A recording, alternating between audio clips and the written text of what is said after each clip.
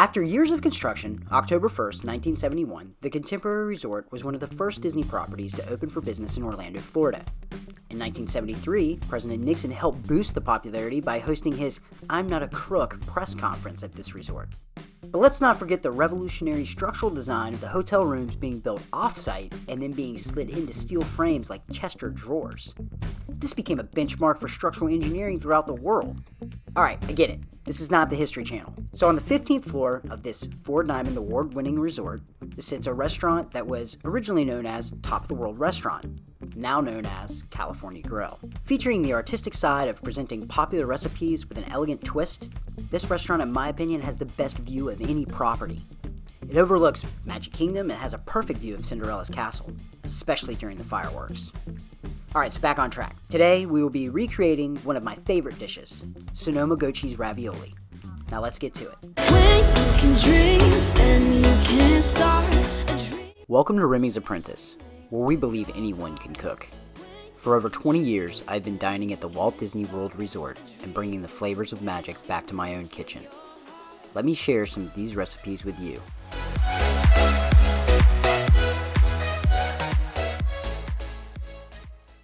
Alright guys, hope you liked the little history lesson on the Contemporary Resort and the California Grill.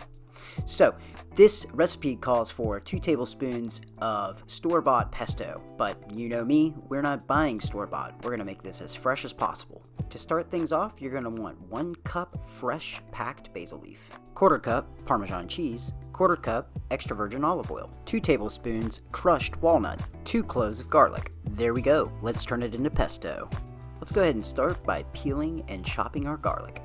And I must say, this has got to be one of my favorite parts. Put your walnuts in a Ziploc bag, crush it up with a mallet. Then go ahead and spoon out your 2 tablespoons. Break out your food processor and only add your basil leaf and nuts to the first grind. On your second grind, add your Parmesan and garlic.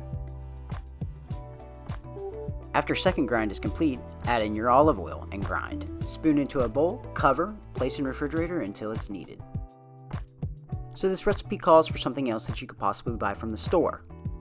We're not going to buy it from the store. Again, we're going to make it ourselves. Calls for a roasted head of garlic puree. Preheat the oven at 400 degrees. Cut off the stem and the top third of a whole garlic head.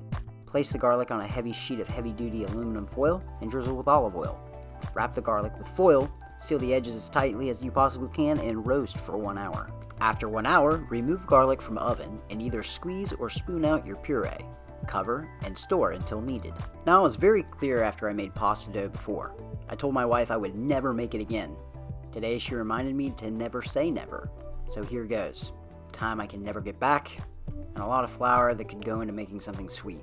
So let's go ahead and get started with 9 ounces of unbleached all-purpose flour. 1, 2, 3 eggs. 1 tablespoon extra virgin olive oil. 1 teaspoon kosher salt. Alright, let's make this look just a little bit pretty before. Alright, there we go.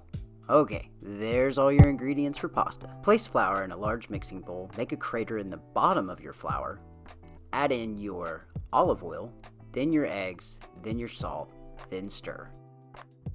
When your dough pulls away from the sides of the bowl and looks like this, pull out, set on a well-floured surface, and begin to knead.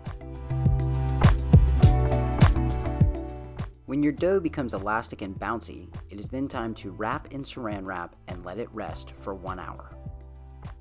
After dough has sat for 1 hour, place back onto a well-floured flat surface and begin to roll as flat as possible. A good rule of thumb is if you can blow underneath the dough and watch the dough flap, it is then thin enough. Now, there are different ways of doing this. I used a cookie cutter. You can make squares if you'd like. This just seemed a little bit more easier for me. As you peel these up, make sure that you are placing them on a well-floured surface for storage. Alright, now it's time for the best part. We're making the filling.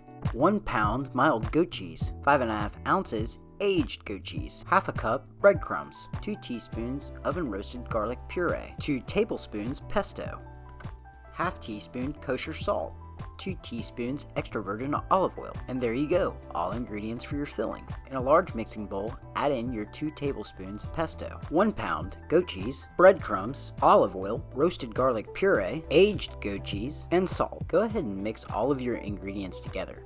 Keep in mind this will not be a very wet mix. It will still be fairly dry. When your mix is completely stirred, go ahead and line up your pasta.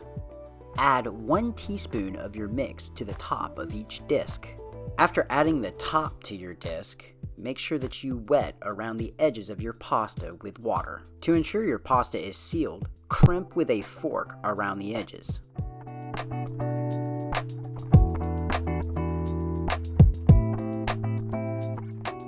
Bring water to a boil before adding in your pasta. Cook for 2 minutes. And there you go, guys.